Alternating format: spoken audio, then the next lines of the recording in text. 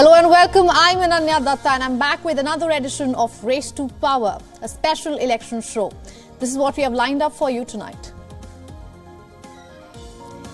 11 days on since elections, the people of Pakistan is yet to know their next Prime Minister. Coalition talks are on, rigging allegations are rife and the economy is taking a further hit. Our correspondent Anas Malik reports from the ground. Over in India now, the country is in election mode. The election date isn't out yet, but political parties are busy wooing the voters. And in this election year, ongoing Rajya Sabha elections is witnessing a keen interest. No effort is being spared to win over rival MLAs and even engineer cross-voting. We will get you more shortly.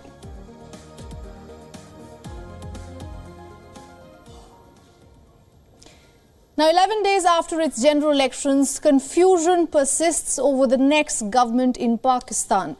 The two largest parties, the Pakistan Muslim League Nawaz and the People's Party of Pakistan, have agreed to form a coalition with 4 other parties. But there is no agreement on the power-sharing arrangement yet. The party leaders are meeting for a 5th round of talks.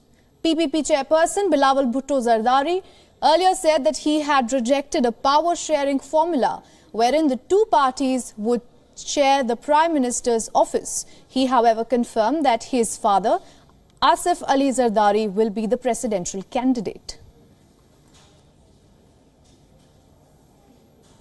मुझे कहा गया है कि पहले 3 साल हमें दे दे, आखिरी 2 साल आप वजीर आजम बने। नहीं नहीं नहीं नहीं नहीं, मैंने तो कहा है और मैं अब आपको बता रहा हूं, मैंने इस बात को मना किया है। मैं इस तरीके से वजीर आजम नहीं बनना चाह रहा हूं। अगर मैं वजीर आजम बनूंगा तो थट्टो के अवाम, पाकिस्तान के अवाम मुझे मुंतखब करके बनाएंगे। Meanwhile, the Supreme Court postponed hearing on a petition that sought to declare the national elections quote-unquote null and void. The court came heavily down at the absent petitioner and asked him to appear on 21st of February.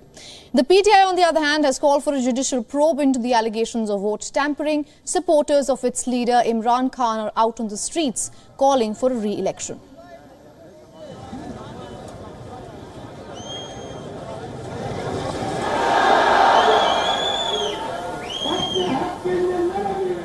People are here because they've had enough of it, because they gave mandate to PTI.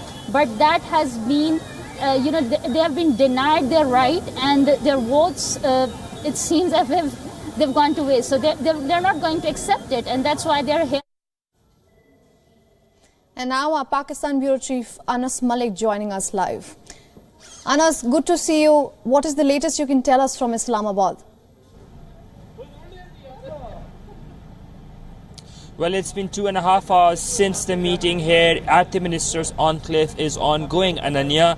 Where I'm standing, it's right outside the entrance of the Ministers' Enclave, and inside is where the residence of Ishaq Dar, the former Finance Minister of Pakistan, is, where the PPP delegation is currently in a conversation and in negotiations for over the past 2.5 hours, and it's counting. Now, what we understand is that tonight's going to be quite decisive of those negotiations, where a power sharing formula will be agreed upon. What we understand is, having spoken to people who are part of this process but are not authorized to speak to the media, they say that the PMLN has made it clear to the Pakistan People's Party that in case if the People's Party does not take up ministries and is not part of the government directly, then the PMLN too will not be interested into taking the seat of power, which of course will create a vacuum and any extra constitutional measures can probably be looked at. The reason that is something that Bilawal Bhutto Zardari has also hinted at last night in his speech in Thatta. Therefore, the People's Party has agreed in principle on two things. One, they will be part of the cabinet in Punjab. Two, they will be the PMLN and the PPP will be forming a coalition government in the province of Balochistan. But when it comes to centre, the negotiations are still ongoing, and in about an hour or two at tops, we'd be hearing as to what the power sharing formula has finally been agreed upon. Ananya?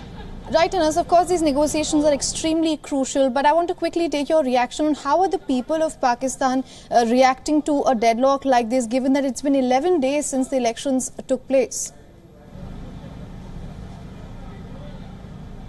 Well, we're not seeing such a deadlock taking place for the first time in Pakistan's electoral process or electoral history. But of course, this sort of a mandate where there is no clear majority is definitely a first in Pakistan's electoral history. So there are mixed reactions coming in from the people. But at the same time, they're hopeful that the political leadership will come to a conclusion, will come to a consensus leading to a conclusion that would eventually lead towards economic and political stability in the country. And that would mean essentially relief for the common people in the longer run ahead. Ananya? All right, Anas, thank you so much for getting us all those live updates from Islamabad.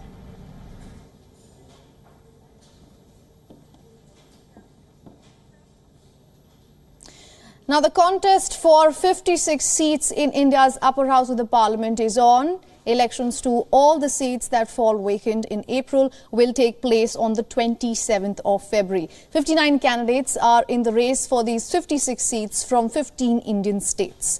However, the Congress party seems to be battling resentment in its Himachal unit over its Rajya Sabha nomination. Just last week, the Congress president Mallikarjun Kharge had approved senior leader Abhishek Manu Singhvi as its Himachal Rajya Sabha candidate. But former Union Minister and senior Congress leader Anand Sharma is reportedly upset by the seat being given to Manu Singhvi. And autocratic system. Sharma has been a member of the upper house for 4 terms. He has been sent from Himachal Pradesh itself for 3 terms. It is learned that Sharma is in touch with a section of Himachal Congress MLAs loyal to him, potentially spelling trouble for Manu Singhvi's prospects from the state. It is also interesting to note that while the Rajya Sabha elections may not change the BJP's tally in the upper house, the party's composition could be different. The party has announced 28 names, the same number of seats it currently holds in the upper house. But 24 out of the 28 faces will be new this time. On its own strength, the BJP has the numbers to win 27 seats. It is hoping to win 1 more with the help of the BJD in Odisha.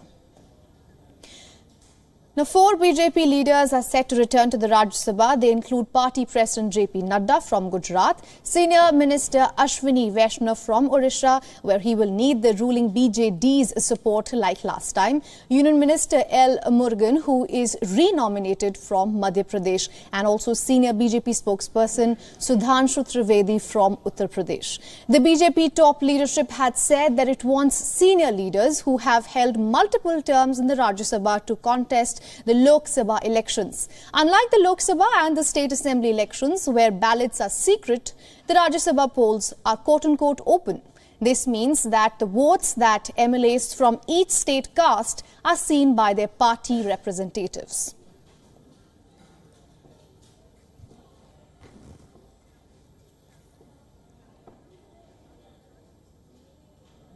The Indian Prime Minister Narendra Modi today launched 14,000 projects worth billions of dollars in the state of Uttar Pradesh.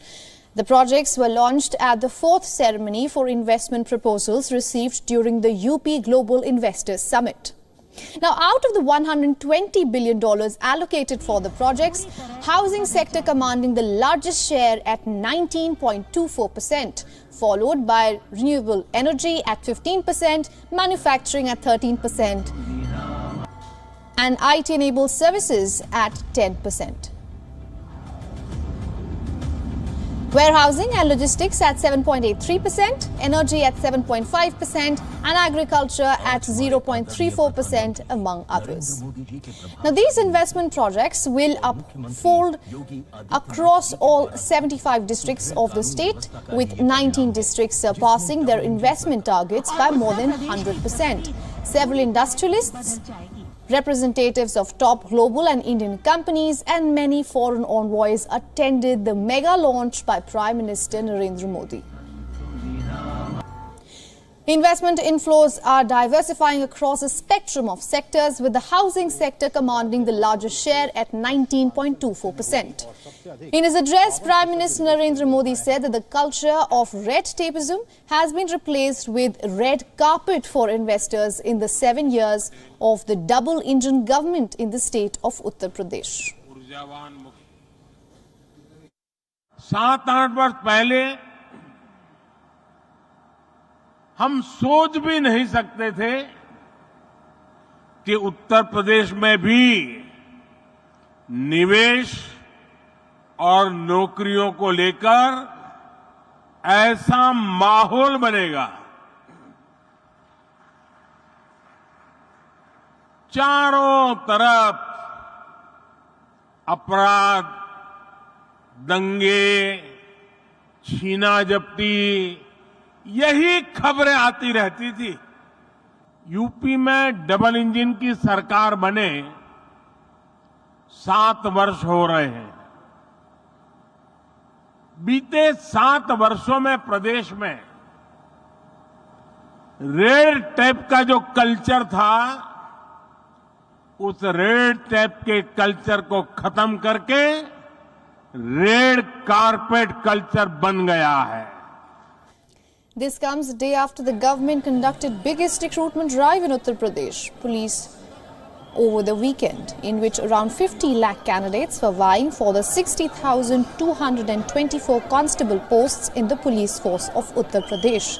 Reacting to the mega recruitment drive, Congress leader Rahul Gandhi launched a scathing attack on the Bharatiya Janata Party. Highlighting the plight of unemployed youth, Rahul Gandhi termed the party's governance as a double blow for young people struggling to find jobs in Uttar Pradesh.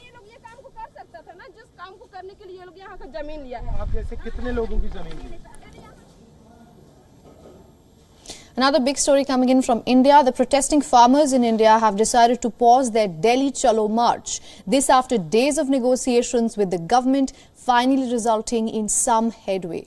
During the 4th rounds of talks with the farm leaders, and the government has proposed a 5-year MSP plan. The farmers say that they are seeking advice on the latest measures announced by the government. Our correspondent Dharamjot Kaur gets you all the details from the ground.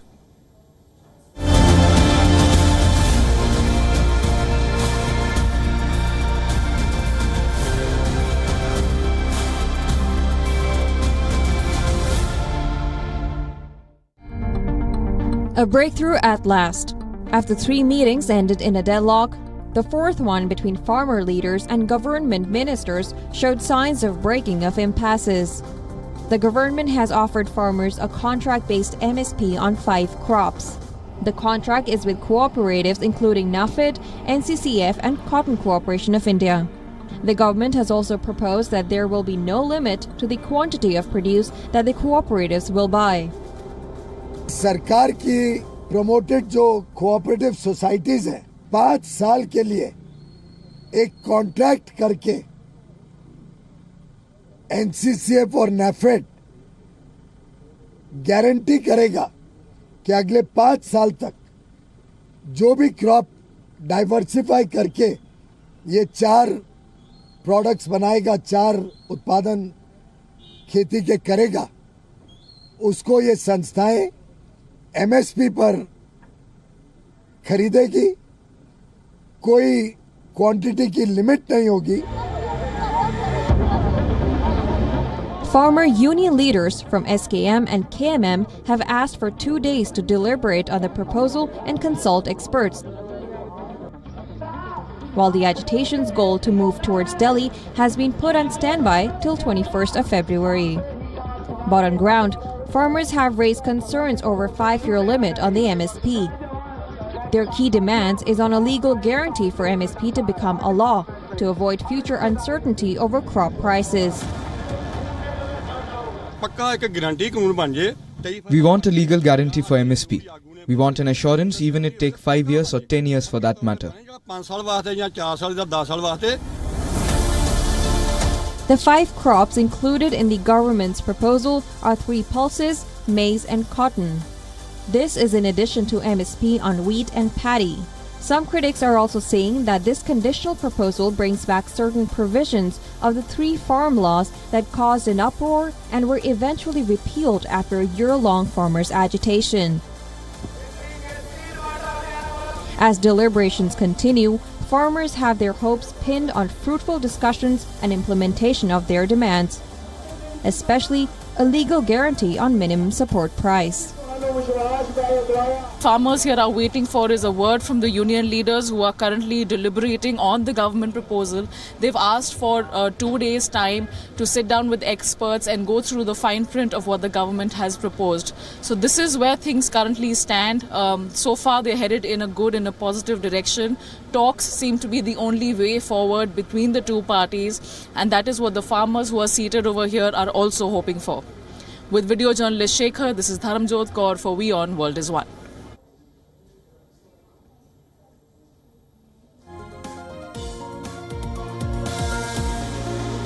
Let's shift focus to another big race to power. Republican contender Nikki Haley is refusing to bow out of the nomination race, despite campaigning extensively in her home state of South Carolina that holds its presidential primary on February 24th and trailing considerably behind rival Donald J. Trump in the opinion polls. Addressing a rally in South Carolina's Fort Mill, Haley took a dig at Trump, claiming that he cannot be an effective candidate, given the fact that he faces legal problems in various courts and the chaos that follows him wherever he goes. I was proud to serve America in his administration. But the truth of the matter is, chaos follows him. Everywhere he goes, chaos follows him. And we can't be a country in disarray and a world on fire and go through 4 more years of chaos. We won't survive it. Questioning Trump's silence over the death of Putin critic and opposition leader Alexei Navalny, Nikki Haley denounced her 2024 Republican presidential primary opponent for his frequent praise of Russian President Vladimir Putin. Nikki Haley was a former governor of South Carolina and a United Nations ambassador under Donald Trump. Despite trailing Trump by roughly 30 points, she is showing no signs of relenting. Despite big losses in Iowa, New Hampshire and Nevada, Haley seems to be making a last stand in her home state of South Carolina.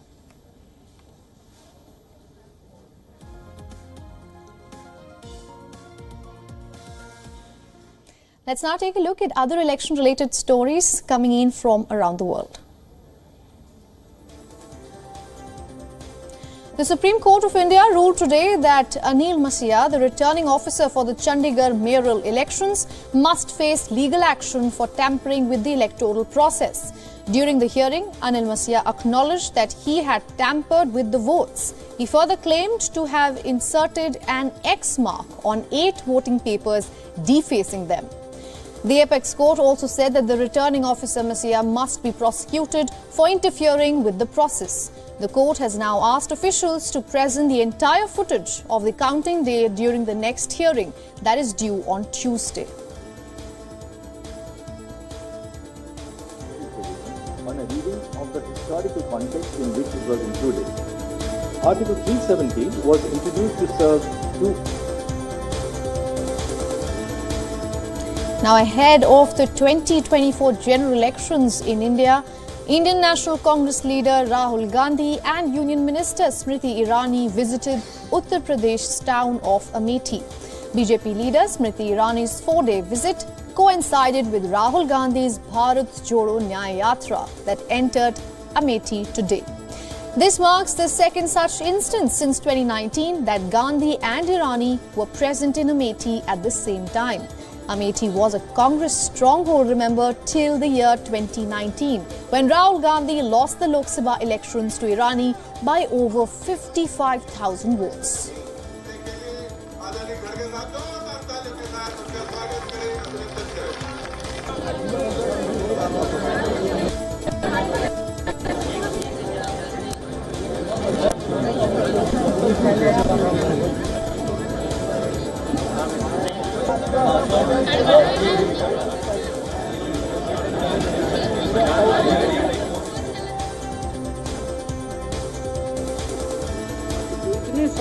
Chief Minister of Delhi Arvind Kejriwal skipped the 6th summons from the Enforcement Directorate, or the ED as it's commonly called, to attend questioning today on the excise policy case. This as his party, the Aam Aadmi Party, called these summons illegal. The party leaders added that rather than continuously summoning the Chief Minister, the ED should wait for the court's ruling. Kejriwal has skipped 6 ED summons so far in an alleged money laundering case linked to the now scrapped Delhi excise policy.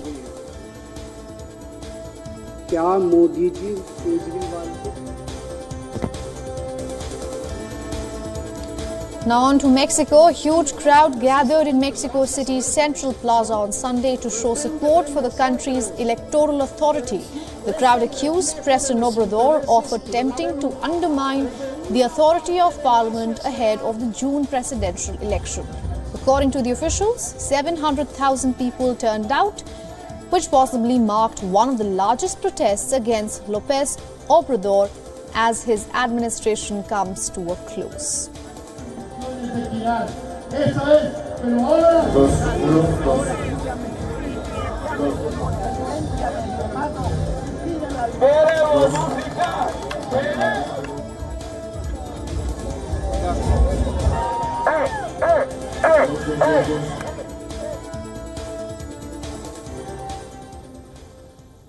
And with that, we are wrapping up this edition of Race to Power. Thanks for watching with me, Ananya Datta. Goodbye.